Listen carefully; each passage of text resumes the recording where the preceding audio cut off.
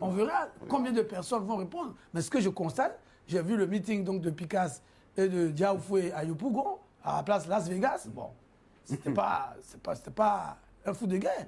Donc, il faut que les leaders de l'opposition comprennent que nos jeunes, qui sont le plus de 70% de la population et donc de l'électorat en Côte d'Ivoire, on les voit remplir les conseils de Didi B au Salles Fessou-Boigny, au parc des expositions, mais ils n'ont pas envie d'aller se faire canarder par la police, par la gendarmerie.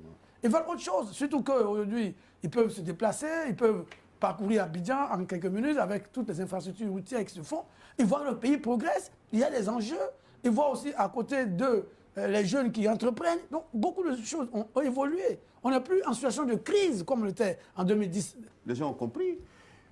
Ceux qui étaient manipulés du fait des réseaux sociaux et puis du fait de la non-implication donc des acteurs majeurs politiques, je veux dire dissiper la désinformation, aujourd'hui s'y sont tous mis.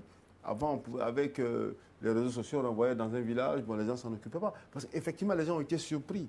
Mais aujourd'hui, il y a tout un système de contrôle pour veiller à cela. Vous voyez, le procureur est passé à l'offensive, il a dit, on ne va plus rien laisser tolérer.